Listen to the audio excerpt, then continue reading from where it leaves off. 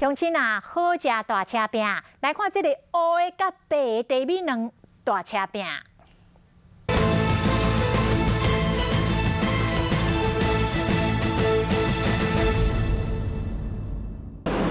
咖啡色两百点悬一条一条，因为两壳避开泥色的色水，刀啊一撩开，规个拢是两汁。哇，精华都出来了。卤茶两的喷汁，规个拢是茶香，好浓好香的味道，那个茶香味之浓。茶香真高，两百嘛有够味，茶米嘛有特别选过。关山的吼，当顶的，伊个拢一斤拢1500到2000的茶米吼。苗栗这间卤茶两的业者本身就有种茶，因为爱食卵，所以就想要用一斤2000块的乌龙茶米来做卤茶卵。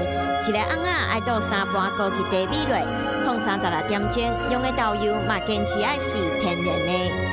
这个就是成品。卤茶卵去满茶米的精华，一粒10几块，上悬的记录一天卖8000粒。快过来哈！同款有真大学问的，阁有通远大溪这间白茶黄金卵，卵白是白色的，一切开两人是黄色的半成卵。甜，而且不会有淡的那种腥味。白茶黄金卵就是用白茶控的卤茶卵，色水真浅，不过茶香有够。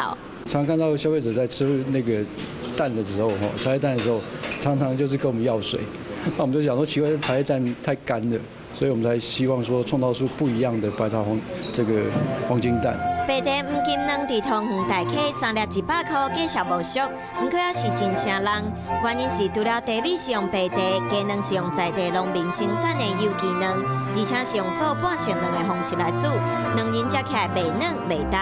苗栗的关山卤茶卵用的茶米是爱2000块的乌龙茶，茶香唔免讲，两人经过长时间来煮，嘛起满香膏的汤汁，较袂焦袂涩。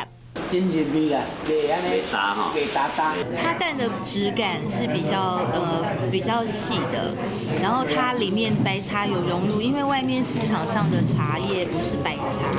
国民小食米卤茶两大饼肚，乌卵白卵做伙联手，无分关系，颠倒是合作要来满足民众的胃。